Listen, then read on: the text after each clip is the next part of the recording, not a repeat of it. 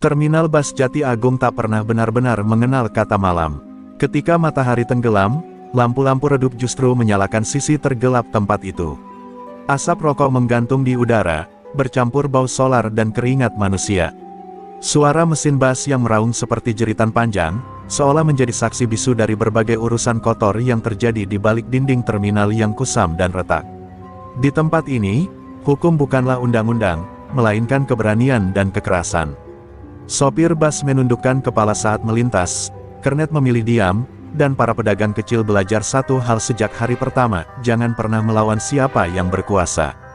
Setiap sudut terminal dijaga mata-mata tak terlihat, preman dengan tatapan kosong dan tangan yang selalu siap memukul atau menikam.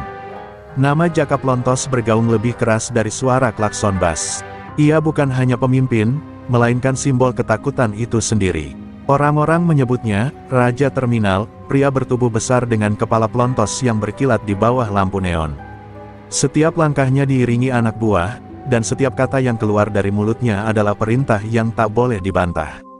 Setoran mengalir seperti darah bagi kekuasaannya. Parkir, calo, pedagang asongan, hingga warung kopi kecil, semua berada dalam daftar Jaka Plontos. Siapa yang telat menyetor, akan diingat. Siapa yang berani menolak, akan diberi pelajaran. Terminal Jati Agung telah lama menjadi ladang panen uang haram, dan Jaka adalah petani yang tak pernah kenyang. Namun di tengah kerasnya dunia itu, ada satu sudut yang tampak berbeda. Sebuah warung kopi tua berdiri di dekat jalur keberangkatan, dengan meja kayu usang dan kursi plastik yang sudah pudar warnanya. Warung itu milik seorang pria parubaya bernama Wardi. Ia selalu datang paling pagi dan pulang paling malam, menyeduh kopi dengan tangan yang tenang, seakan dunia di sekelilingnya tak pernah mengusiknya. Wardi dikenal sebagai orang baik. Sopir-sopir sering berkata bahwa kopi buatannya punya rasa aneh, pahit, tapi menenangkan. Ia jarang bicara, lebih sering mendengar. Matanya tajam namun teduh, menyimpan sesuatu yang sulit ditebak. Tak ada yang tahu dari mana ia berasal, atau apa yang pernah ia lalui sebelum memilih hidup sederhana di terminal yang kejam itu. Ironisnya, justru ketenangan itulah yang membuat warung Wardi mencolok. Di tempat yang dipenuhi teriakan dan ancaman, warung itu menjadi ruang aman yang terasa asing. Dan di dunia Jati Agung, segala sesuatu yang berbeda seringkali dianggap sebagai bentuk perlawanan. Tanpa disadari, nama Wardi mulai dibisikkan di antara para preman, sebagai warung yang belum sepenuhnya tunduk. Malam itu, angin berhembus lebih dingin dari biasanya. Lampu terminal berkedip, seolah memberi peringatan. Di kejauhan, langkah kaki berat terdengar mendekat. Terminal Jati Agung seperti menahan napas, karena tanpa ada yang tahu, sebuah konflik besar sedang menunggu waktunya untuk meledak, dan warung kopi kecil milik Wardi akan menjadi titik awal tumpahnya darah. Langkah kaki itu akhirnya terlihat jelas di bawah lampu neon yang berkedip. Tubuh besar dengan bahu melebar berjalan santai namun penuh ancaman, seolah lantai terminal adalah miliknya. Kepala plontosnya memantulkan cahaya, dan wajahnya dipenuhi bekas luka lama, jejak hidup yang keras dan berdarah. Dialah Jaka Plontos, nama yang membuat dada orang-orang di terminal Jati Agung terasa sesak setiap kali disebut. Di belakangnya, 5 orang anak buah mengikuti seperti bayangan setia. Mata mereka liar, senyum mereka tipis dan berbahaya. Mereka bukan sekadar pengawal, melainkan perpanjangan tangan Jaka untuk menegakkan kekuasaan. Jika Jaka diam, mereka memukul. Jika Jaka berbicara, mereka menusuk. Tak ada perintah yang perlu dijelaskan 2 kali. Jaka berhenti di tengah terminal, memandang sekeliling dengan tatapan meremehkan. Sopir yang tadinya bercanda langsung menunduk. Seorang pedagang rokok buru-buru membereskan dagangannya. Jaka menikmati momen itu, ketakutan adalah candu baginya. Di dunia ini, rasa takut orang lain adalah bukti bahwa ia masih berkuasa. Setoran malam ini jangan ada yang telat, ucapnya dingin. Suaranya tak keras, namun cukup untuk membuat orang-orang di sekitarnya gemetar. Beberapa anak buah menyebar, mendatangi lapak-lapak dan warung yang sudah hafal rutinitas ini. Uang berpindah tangan, kepala tertunduk, dan tak ada yang berani bertanya. Namun mata Jaka menangkap sesuatu yang mengganggunya. Di sudut terminal, warung kopi tua itu masih buka. Wardi berdiri di balik meja, menyeduh kopi dengan gerakan tenang, tak sedikit pun tergesa. Ia tak menoleh, tak menunjukkan tanda takut. Bagi Jaka, sikap itu bukan ketenangan, melainkan penghinaan. Warung itu, gumam Jaka pelan, matanya menyipit. Salah satu anak buah mendekat dan berbisik bahwa pemilik warung itu jarang setor, bahkan kadang tak memberi apapun. Jaka tersenyum tipis, senyum yang biasanya menjadi awal dari kekacauan. Ia melangkah menuju warung kopi Wardi, langkahnya berat dan penuh tekanan. Setiap tapak seolah memukul lantai terminal, memberi tanda bahwa bahaya sedang mendekat. Beberapa sopir berusaha memberi isyarat pada Wardi agar menutup warung, namun Wardi tetap diam. Tangannya terus menuang air panas ke gelas, uapnya naik perlahan, seperti menutupi wajah masa lalu yang sengaja ia sembunyikan. Jaka berdiri tepat di depan warung. Ia menatap Wardi lama, seolah mencoba membaca siapa sebenarnya pria paruh baya itu. Ada sesuatu dalam sorot mata Wardi yang membuat Jaka merasa tidak nyaman, tenang, dalam, dan terlalu siap. Namun ego Jaka lebih besar dari rasa waspada. "Terminal ini wilayah gue," kata Jaka akhirnya, suaranya rendah dan tajam. Wardi mengangkat pandangannya perlahan. Tatapan mereka bertemu untuk pertama kalinya. Dan pada detik itu, udara di sekitar warung kopi terasa berubah, lebih berat, lebih gelap, seolah dua masa lalu yang kelam sedang bersiap saling membuka luka. Ketegangan yang menggantung di udara akhirnya pecah menjadi sesuatu yang lebih nyata. Salah satu anak buah Jaka Plontos mengeluarkan buku kecil lusuh dari balik jaketnya, lalu membukanya di atas meja warung kopi Wardi. Jari kasarnya mengetuk angka-angka yang tertulis di sana, seolah setiap ketukan adalah palu yang memukul kesabaran. Setoran malam ini disebutkan dengan nada santai, seakan itu adalah kewajiban alamiah yang tak pantas diperdebatkan. Wardi memandangi buku itu tanpa menyentuhnya. Matanya turun sebentar ke meja yang masih basah oleh sisa kopi tumpah, lalu kembali menatap wajah di depannya. Dengan suara tenang namun tegas, ia mengatakan bahwa warungnya berdiri dari hasil kerja jujur, dan ia tak akan menyerahkan uang kepada siapapun yang datang dengan ancaman. Kata-kata itu meluncur pelan, tetapi beratnya terasa di seluruh terminal. Tawa mengejek meledak dari anak-anak buah Jaka. Bagi mereka, penolakan itu adalah lelucon paling lucu malam itu. Salah satu dari mereka menendang kursi hingga terbalik, sementara yang lain memecahkan gelas ke lantai. Pecahan kaca berhamburan, bercampur dengan aroma kopi dan bau amarah yang kian tajam. Jaka Plontos mengangkat tangan, memberi isyarat agar tawa itu berhenti. Ia menatap Wardi lebih lama dari sebelumnya, mencoba menembus ketenangan yang terlihat rapuh namun tak runtuh. "Di sini semua bayar," ucapnya dingin. "Yang nggak mau, biasanya menyesal." Nada suaranya datar, namun penuh janji buruk. Wardi menghela napas panjang. Di dalam dadanya, dua dunia saling bertabrakan, keinginannya untuk tetap menjadi penjual kopi biasa dan naluri lama yang terbiasa menghadapi ancaman dengan cara keras. Ia tahu mundur berarti menyerahkan harga diri, tapi melawan berarti membuka pintu menuju kekacauan yang lebih besar. Dengan perlahan, Wardi mendorong buku setoran itu kembali ke arah Jaka. Gerakannya sederhana, namun cukup untuk membuat wajah Jaka mengeras. "Saya tidak bayar," kata Wardi pelan. Tak ada teriakan, tak ada emosi berlebihan. Justru ketenangan itulah yang terasa seperti tamparan. Terminal kembali sunyi. Para sopir dan pedagang hanya bisa menelan ludah, menyadari bahwa sebuah garis telah dilangkahi. Anak buah Jaka saling berpandangan, menunggu perintah. Dalam diam itu, terdengar jelas suara napas berat Jaka yang mulai tak terkendali. Malam itu, keputusan telah dibuat, meski belum diucapkan. Penolakan Wardi bukan sekadar masalah uang, melainkan tantangan terbuka terhadap kekuasaan Jaka Plontos. Dan di Terminal Jati Agung, tantangan seperti itu selalu dibayar mahal. Udara terasa semakin gelap, seolah terminal sendiri tahu bahwa kekerasan hanya tinggal menunggu waktu untuk meledak. Amarah Jaka Plontos akhirnya menemukan jalannya. Tanpa aba-aba, ia meraih salah satu kursi plastik dan melemparkannya ke dinding warung. Suaranya pecah keras, membuat orang-orang di sekitar tersentak. Seolah itu adalah isyarat perang, anak-anak buahnya langsung bergerak, menumpahkan kemarahan yang sejak tadi ditahan. Meja kayu tua didorong hingga terbalik. Termos air panas terjatuh, isinya mengalir ke lantai, uapnya mengepul seperti napas amarah. Gelas-gelas kopi dihantam tanpa ampun, pecahannya berserakan di kaki Wardi.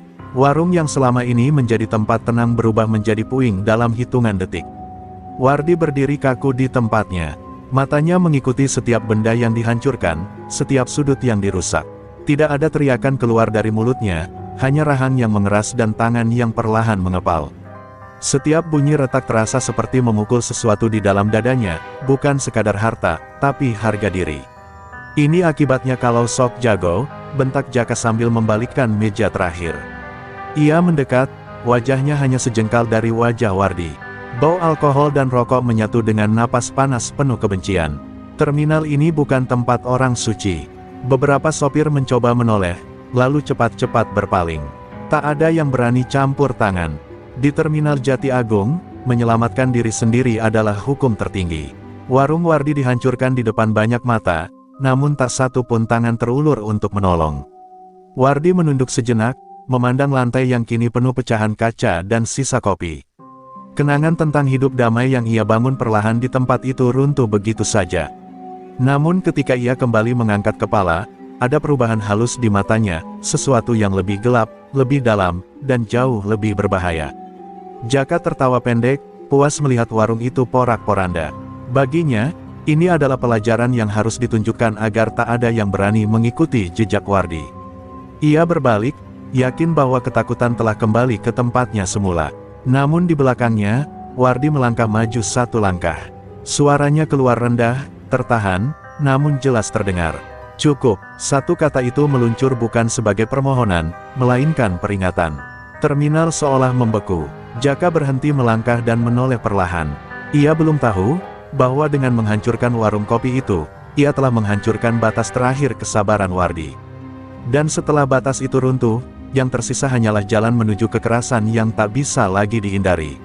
Satu kata itu menggantung di udara, berat dan dingin.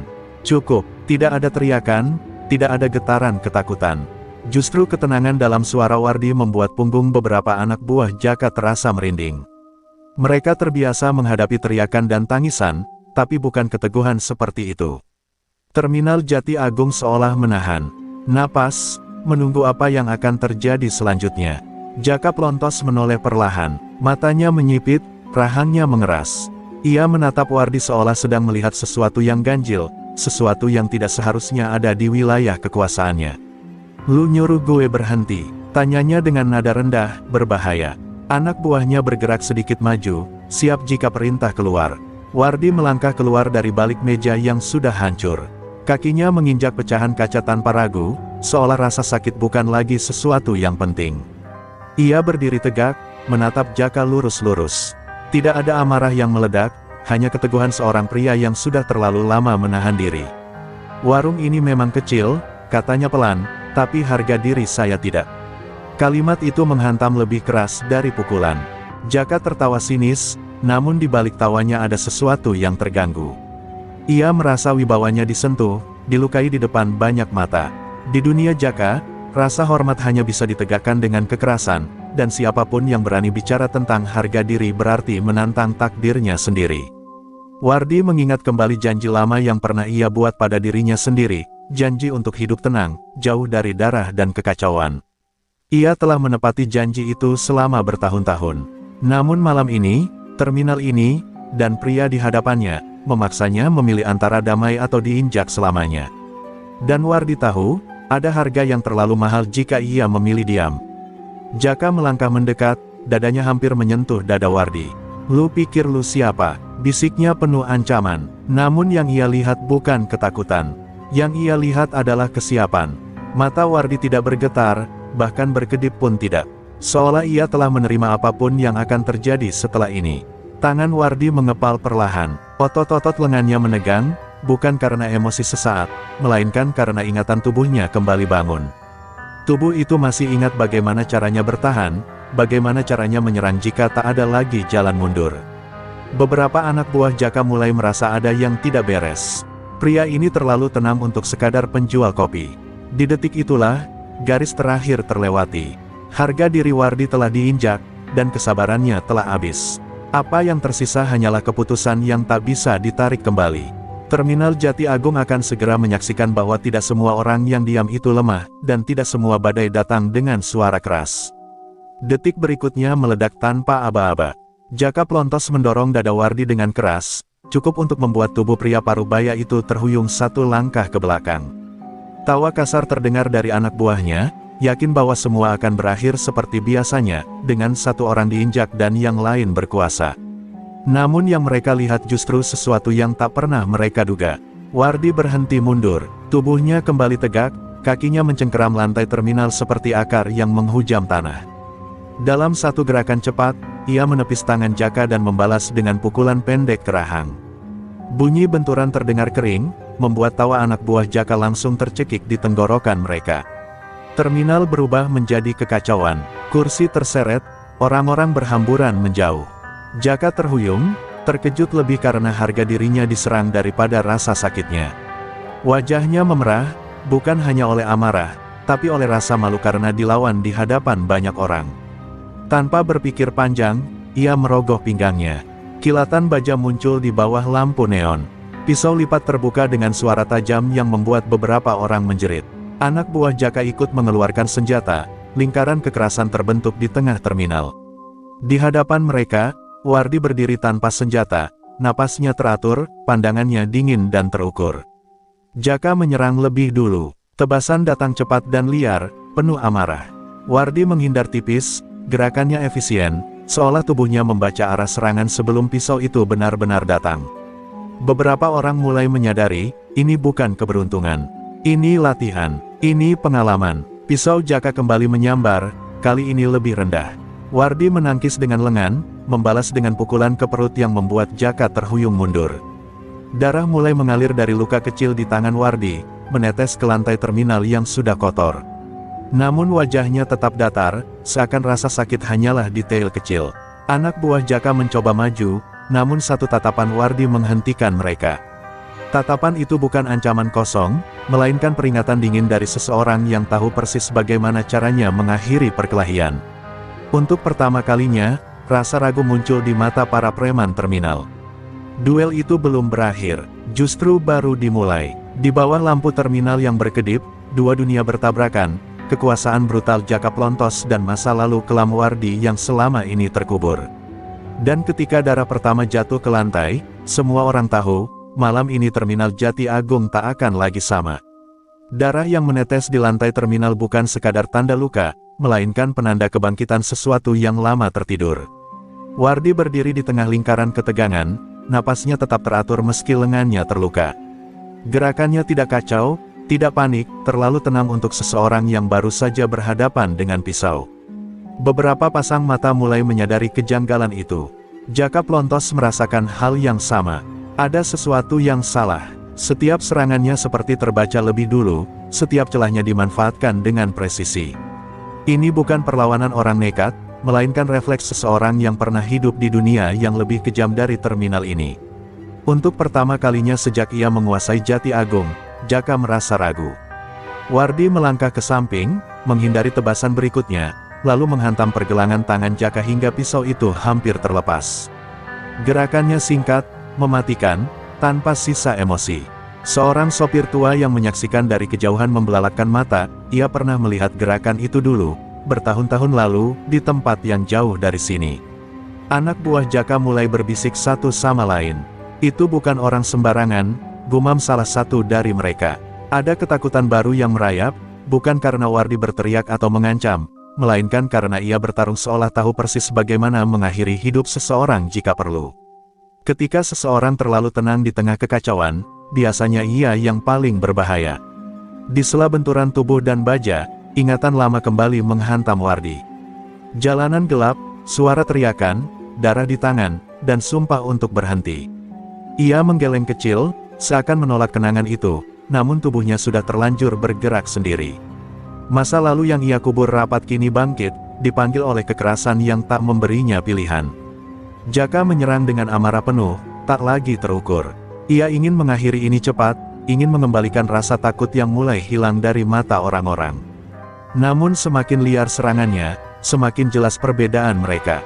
Wardi bertarung untuk bertahan, Jaka bertarung untuk mempertahankan kuasa, dan perbedaan itu menentukan segalanya. Sebuah tebasan nyaris mengenai leher Wardi, namun ia berputar, menghantam rusuk Jaka dengan siku. Jaka tersedak napas, terhuyung ke belakang. Di wajahnya, amarah berubah menjadi keterkejutan. Ia menatap Wardi seperti menatap bayangan dari cerita lama yang seharusnya sudah mati.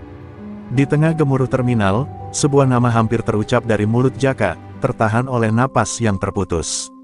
Ia merasa pernah mendengar gaya bertarung ini, pernah merasakan tekanan seperti ini.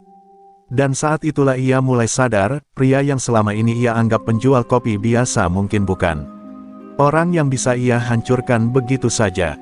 Masa lalu Wardi telah bangkit, dan bersamanya, sebuah ancaman yang jauh lebih besar dari terminal Jati Agung. Napas Jaka Plontos terengah, dadanya naik turun tak beraturan. Tangannya yang menggenggam pisau mulai gemetar, bukan karena lelah, melainkan karena ingatan yang perlahan bangkit. Di balik cahaya lampu terminal yang berkedip, wajah Wardi tak lagi terlihat seperti penjual kopi biasa. Ada bayangan lain di sana, bayangan seseorang yang pernah hidup di dunia kekerasan yang sesungguhnya. Wardi berdiri diam, tidak mengejar, tidak menyerang. Ia hanya menunggu. Tatapannya lurus dan dingin, seolah memberi kesempatan terakhir. Sikap itu justru membuat tekanan semakin berat. Orang-orang di sekitar mulai berani berbisik, menyebutkan keanehan yang sama, cara berdiri, cara bernapas, cara membaca lawan. Ini bukan kebetulan. Jaka menelan ludah. Kepalanya berdenyut, dan di antara suara terminal, sebuah nama lama mengetuk ingatannya. Nama yang dulu membuat jalanan di Banten sunyi mendadak, nama yang membuat geng-geng besar memilih menyingkir tanpa banyak bicara. Bibir Jaka bergetar sebelum akhirnya terbuka. "Lu," suaranya serak, nyaris tak terdengar. "Lu Sanca Kembang?" "Iya." Bisikan itu seperti petir di siang bolong. Beberapa anak buah Jaka membelalak. Nama itu bukan sekadar geng, melainkan legenda, kelompok yang dikenal rapi, disiplin, dan mematikan. Geng yang konon dipimpin oleh seseorang yang menghilang tanpa jejak, meninggalkan banyak cerita dan terlalu sedikit saksi. Wardi tidak langsung menjawab, ia hanya menghela napas panjang, seolah beban bertahun-tahun ikut keluar bersama udara itu. Matanya sedikit meredup, bukan karena takut, melainkan karena lelah. Nama itu sudah lama ia kubur, bersama darah dan janji untuk tak kembali. Jaka tertawa kecil, namun tawanya hampa. "Pantesan," gumamnya. Kini ia mengerti kenapa serangannya selalu terbaca, kenapa keberanian Wardi terasa berbeda. Kesadaran itu menghantamnya lebih keras daripada pukulan manapun. Ia tidak sedang melawan pedagang keras kepala, ia sedang menantang masa lalu yang seharusnya tidak ia bangunkan. Wardi akhirnya bicara, suaranya pelan namun tegas. "Nama itu sudah mati," katanya. "Aku cuma mau hidup tenang." Namun cara ia berdiri, cara tangannya bersiap, membantah ucapannya sendiri. Masa lalu boleh saja dikubur, tapi tidak pernah benar-benar hilang. Terminal Jati Agung kembali sunyi, lebih sunyi dari sebelumnya. Semua orang tahu, setelah sebuah nama besar disebut, tak ada jalan kembali. Konflik ini telah melampaui urusan setoran dan harga diri. Ini telah berubah menjadi urusan darah, reputasi, dan dendam lama yang baru saja dibangunkan dari kuburnya. Nama itu masih menggantung di udara ketika kekuatan Wardi mulai goyah. Luka di lengannya akhirnya menuntut perhatian, darah mengalir lebih deras, menetes ke lantai terminal yang dingin. Ia mundur satu langkah, bukan karena takut, melainkan karena tubuhnya tahu batas. Malam ini bukan soal menang atau kalah, melainkan tentang apa yang sudah terlanjur dibangunkan. Jaka Plontos melihat celah itu. Namun alih-alih menyerang, ia justru ragu. Wajahnya pucat, napasnya berat. Nama Sanca Kembang telah menggerogoti keberaniannya dari dalam. Ia tahu betul, melukai satu orang berarti memanggil seluruh bayangan yang berdiri di belakang nama itu. Dan bayangan-bayangan itu tidak pernah datang sendirian. Wardi merogoh saku celananya dengan gerakan pelan. Beberapa anak buah Jaka refleks mengangkat pisau, mengira ia akan mengeluarkan senjata. Namun yang muncul hanyalah sebuah ponsel tua dengan layar retak. Jarinya bergetar sesaat, bukan karena takut, melainkan karena keputusan yang akhirnya ia ambil. Ia mengetik singkat, tak ada kata berlebihan, tak ada ancaman. Hanya satu kalimat, satu lokasi, dan satu tanda yang hanya dimengerti oleh mereka yang pernah berdiri bersamanya. Pesan itu terkirim, seperti tetesan darah terakhir yang jatuh dan memanggil sesuatu yang jauh. Setelah itu, Wardi menyimpan kembali ponselnya. Ia mengangkat wajahnya, menatap Jaka dengan sorot mata yang kini terasa berbeda, lebih dingin, lebih pasrah, namun juga lebih berbahaya. "Pergilah," katanya singkat, bukan permintaan, bukan perintah, melainkan peringatan yang lahir dari pengalaman. Jaka tertawa kecil, gelisah. Ia mencoba menyembunyikan kegoyahannya dengan kesombongan. "Lu pikir mereka bakal datang?" ejeknya, Namun suaranya tidak lagi setegas tadi. Ada ketakutan yang merayap, tak bisa ia kendalikan. Di kejauhan, suara motor mulai terdengar. Awalnya satu, lalu dua, lalu semakin banyak. Bukan suara knalpot sembarangan, melainkan irama yang teratur, bergerak bersama. Beberapa sopir menoleh ke arah pintu masuk terminal, firasat buruk menghantam dada mereka. Wardi menutup mata sejenak. Ia tahu, sejak pesan itu terkirim, hidupnya tak akan kembali seperti semula. Warung kopi yang hancur, ketenangan yang hilang, dan nama yang kembali disebut, semuanya adalah harga yang harus dibayar. Terminal Jati Agung bersiap menyambut babak baru, dan malam itu, darah hanyalah pembuka dari pembalasan yang jauh lebih besar. Suara motor itu kini tak lagi samar. Ia datang bergulung seperti gelombang, memantul di dinding terminal, memekakkan telinga dan menekan dada. Satu persatu lampu depan muncul di pintu masuk terminal Jati Agung, berbaris rapi, tanpa teriakan, tanpa klakson. Hanya mesin yang menyala dan niat yang tak perlu diumumkan. Puluhan motor berhenti hampir bersamaan. Para pengendaranya turun perlahan, mengenakan jaket gelap tanpa banyak simbol, namun cara mereka berdiri sudah cukup menjelaskan segalanya. Tubuh tegap, tatapan tajam, langkah terukur. Mereka bukan preman terminal, bukan pula orang jalanan yang bertarung karena emosi. Mereka datang dengan tujuan. Anak buah Jaka Plontos mulai mundur tanpa sadar. Pisau yang tadi digenggam erat kini terasa berat dan tak berguna. Beberapa dari mereka saling berpandangan, wajahnya pucat. Nama Sanca Kembang yang tadi hanya bisikan kini menjelma nyata di depan mata. Ini bukan cerita lama, ini kenyataan yang berdiri di hadapan mereka. Seorang pria bertubuh tinggi melangkah ke depan. Rambutnya dipotong pendek, wajahnya penuh luka lama yang tak disembunyikan. Ia menatap Wardi, lalu berhenti dan menundukkan kepala. Gestur sederhana itu membuat semua orang di terminal tercekat. Tak ada yang perlu dikatakan, rasa hormat itu sudah menjawab segalanya. Jaka Plontos melangkah mundur satu langkah lagi. Dadanya sesak, keringat dingin mengalir di pelipisnya. Kekuasaan yang ia bangun bertahun-tahun runtuh dalam hitungan menit. Ia sadar, apapun yang ia lakukan malam ini, ia telah kalah sejak warung kopi itu dihancurkan. Wardi melangkah maju perlahan. Luka di lengannya masih berdarah, namun ia berdiri di depan barisan itu tanpa ragu. Para anggota Sanca Kembang membuka jalan, membentuk barisan rapi di belakangnya. Terminal Jati Agung yang biasanya gaduh kini sunyi seperti kuburan, hanya suara napas dan mesin yang masih hidup. Tak ada serangan membabi buta, tak ada teriakan balas dendam. Sanca Kembang bergerak cepat dan efisien. Anak buah Jaka dilumpuhkan satu persatu, dijatuhkan tanpa banyak suara. Kekerasan terjadi, namun terkendali, dingin, terukur, dan jauh lebih menakutkan dari amukan liar. Di tengah kekacauan itu, Jaka Plontos berdiri terpaku, menyadari satu kebenaran pahit. Ia bukan raja, ia hanya penguasa sementara yang lupa bahwa dunia bawah tanah punya ingatan panjang. Dan malam itu, terminal Jati Agung kembali menjadi saksi, bahwa ketika Sanca Kembang datang, tidak ada yang tersisa selain kejatuhan. Jaka Plontos berdiri di tengah terminal seperti patung yang lupa caranya bergerak. Di sekelilingnya, anak buahnya telah tumbang, ada yang meringkuk menahan sakit, ada yang hanya bisa terduduk dengan tatapan kosong. Kekuasaan yang selama ini ia banggakan runtuh tanpa teriakan, tanpa perlawanan berarti. Sunyi justru menjadi hukuman paling menyakitkan baginya. Ia mencoba tertawa, suara yang keluar terdengar pecah dan tak meyakinkan. Ini belum selesai, katanya lirih, lebih untuk meyakinkan dirinya sendiri daripada orang lain. Namun ketika ia melangkah mundur, kakinya gemetar. Untuk pertama kalinya, Jaka Plontos merasa kecil di wilayah yang dulu ia klaim sebagai kerajaan. Wardi melangkah mendekat. Setiap langkahnya pelan, namun berat. Luka di lengannya masih mengalirkan darah, menetes mengikuti jejak kakinya. Ia menatap Jaka bukan dengan kebencian, melainkan dengan tatapan datar seorang pria yang sudah terlalu lama melihat kekerasan. Tatapan itu lebih menyakitkan daripada pukulan. Kau datang ke tempat yang salah, ucap Wardi tenang. Bukan karena ini terminalku, tapi karena kau mengira semua orang bisa dipaksa tunduk. Kata-kata itu jatuh perlahan, namun menghancurkan sisa-sisa kesombongan Jaka. Di hadapan Wardi, semua ancaman terasa kosong. Jaka mencoba mengangkat pisaunya, namun tangannya tak lagi patuh.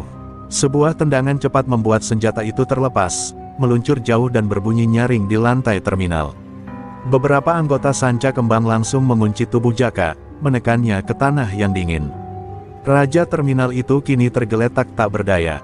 Wajah Jaka menempel di lantai yang kotor oleh debu dan darah.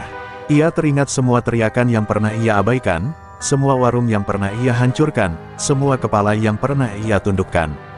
Malam ini, semua itu kembali padanya dalam bentuk rasa takut yang telanjang. Wardi berjongkok di hadapannya, suaranya rendah, hampir seperti bisikan. "Aku tak datang untuk membunuhmu," katanya. "Kau akan hidup dengan kenyataan bahwa kekuasaanmu berakhir di sini." Bagi Jaka, kalimat itu terasa lebih kejam daripada hukuman apapun. Terminal Jati Agung menyaksikan kejatuhan itu dalam diam. Tidak ada sorak kemenangan, tidak ada perayaan. Hanya sebuah akhir yang dingin bagi seorang penguasa yang lupa batas.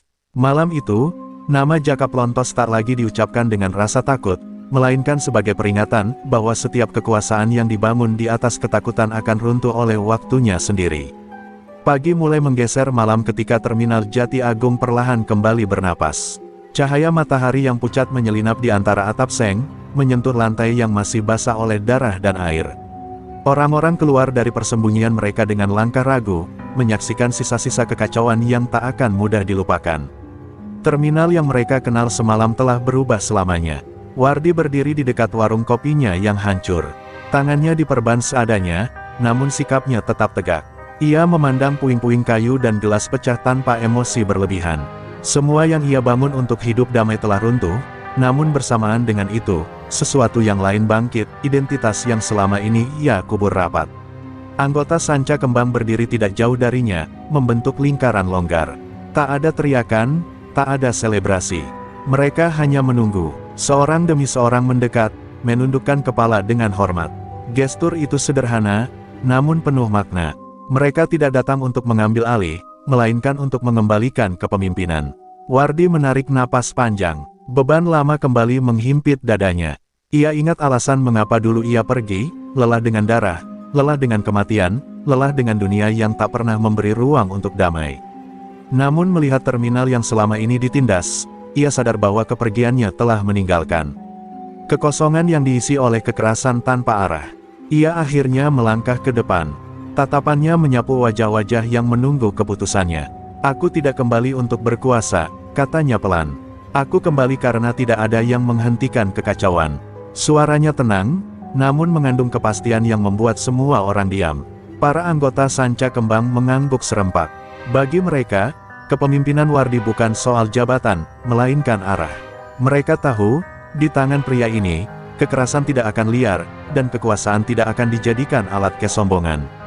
Ketertiban yang keras, namun adil, adalah bahasa yang mereka pahami. Di sudut terminal, beberapa sopir dan pedagang mengamati dari jauh. Tak ada sorak, tak ada tepuk tangan. Namun di mata mereka, terlihat secercah harapan yang lama hilang. Mereka tidak tahu seperti apa hari esok, tetapi mereka tahu satu hal, malam-malam penuh ketakutan seperti sebelumnya telah berakhir. Wardi menatap langit pagi yang mulai cerah. Ia tahu, dengan bangkitnya dirinya, jalan damai semakin sempit. Namun ia juga tahu, membiarkan kejahatan tumbuh tanpa kendali bukanlah pilihan. Terminal Jati Agung kini berada di bawah bayang-bayang baru, bukan bayang-bayang ketakutan, melainkan ketegasan seorang pria yang pernah lari dari masa lalunya, dan kini memilih menghadapinya kembali. Nama Wardi kini tak lagi diucapkan dengan nada ragu, melainkan dengan kehati-hatian yang penuh hormat. Di antara anggota Sanca Kembang, bisik-bisik tentang masa lalu mulai terbuka, bukan sebagai legenda kosong, tetapi sebagai kebenaran yang akhirnya kembali ke tempatnya. Terminal Jati Agung menjadi saksi bagaimana seorang pria sederhana perlahan berdiri kembali sebagai sosok yang dulu pernah menggetarkan jalanan Banten. Di sebuah ruangan kecil bekas kantor terminal, Wardi duduk dikelilingi para orang kepercayaannya. Wajah-wajah yang pernah menemaninya di masa paling gelap kini kembali menatapnya, menunggu arah. Mereka mengenang masa ketika Sanca Kembang bukan sekadar geng, melainkan ikatan yang dipegang oleh aturan keras, tidak menyentuh rakyat kecil, tidak memeras yang lemah, dan tidak membunuh tanpa alasan. Wardi akhirnya berbicara tentang kepergiannya. Tentang malam ketika terlalu banyak darah tumpah, tentang seorang anak kecil yang menangis di samping tubuh ayahnya, dan tentang keputusan untuk menghilang demi menyelamatkan sisa kemanusiaannya sendiri. Terminal Jati Agung, ternyata, adalah tempat persembunyian yang ia pilih agar bisa hidup sebagai manusia biasa, bukan raja bayangan. Namun dunia tidak membiarkannya bersembunyi selamanya. Kekacauan yang diciptakan Jaka Plontos memaksa sejarah berulang. Ketika aturan dilanggar dan yang lemah diinjak, Wardi sadar bahwa lari bukan lagi pilihan. Kepemimpinan, baginya, bukan ambisi, melainkan beban yang harus dipikul saat tidak ada lagi yang mau memikulnya. Para anggota Sanca Kembang berdiri serempak. Tanpa sumpah, tanpa ritual. Kesetiaan mereka tidak lahir dari rasa takut, melainkan dari ingatan akan kepemimpinan yang pernah menjaga mereka tetap hidup. Wardi tidak perlu mengangkat suara untuk memerintah, kehadirannya saja sudah cukup untuk membuat barisan itu rapi. Di luar ruangan, kabar kejatuhan Jaka Plontos menyebar cepat. Preman-preman kecil memilih menghilang, calo-calo berhenti memaksa, dan terminal mulai merasakan ketertiban yang aneh, keras, namun tidak semena-mena. Orang-orang belum sepenuhnya percaya, tetapi mereka merasakan perbedaan yang nyata. Wardi berdiri di depan pintu, memandang terminal yang perlahan bangkit dari malam panjangnya. Ia tahu, kembali ke tahta berarti kembali ke dunia yang pernah hampir merenggut jiwanya. Namun kali ini, ia datang dengan tujuan yang lebih jelas, menjaga agar kekuasaan tidak kembali berubah menjadi kebiadaban. Raja lama itu akhirnya kembali, bukan dengan sorak-sorai, melainkan dengan kesunyian yang penuh makna. Terminal Jati Agung kini berada di bawah kendalinya, dan meski bayangan kekerasan masih ada, satu hal menjadi pasti, selama Wardi berdiri di sana, tidak ada lagi ruang bagi kekuasaan tanpa batas. Bab terakhir pun menanti, membawa pertanyaan terbesar, apakah damai benar-benar mungkin di dunia yang dibangun di atas luka? Terminal Jati Agung perlahan menemukan ritmenya kembali. Bas datang dan pergi seperti biasa, klakson bersahutan, dan suara langkah kaki kembali memenuhi lantai yang dulu dipenuhi darah. Namun di balik rutinitas itu, ada perubahan yang tak kasat mata. Orang-orang berjalan lebih tegak, pedagang membuka lapak tanpa rasa was-was, dan malam tak lagi sepenuhnya milik ketakutan. Wardi berdiri di depan warung kopinya yang kini dibangun ulang. Lebih sederhana dari sebelumnya, namun kokoh. Ia menyeduh kopi dengan tangan yang sama, gerakan yang sama, seolah tak pernah ada duel dan pembantaian. Namun di balik ketenangan itu, matanya kini selalu waspada. Damai di terminal ini bukanlah sesuatu yang datang dengan sendirinya, ia harus dijaga setiap hari. Sanca Kembang tetap ada, namun tidak lagi menampakkan diri seperti bayangan gelap. Mereka bergerak di balik layar, memastikan aturan ditegakkan tanpa harus merusak kehidupan orang kecil. Tidak ada setoran paksa, tidak ada pemerasan warung. Kekerasan hanya muncul jika ada yang mencoba mengulang kesalahan lama. Dan itu cukup untuk membuat banyak orang berpikir dua kali. Di suatu malam yang sunyi, Wardi duduk sendiri di bangku warungnya. Ia memandang lampu terminal yang berpendar, mengingat hidup yang hampir ia miliki, hidup sederhana tanpa darah dan perintah. Ia sadar, pilihan yang ia ambil bukanlah kemenangan mutlak, melainkan kompromi pahit antara idealisme dan kenyataan.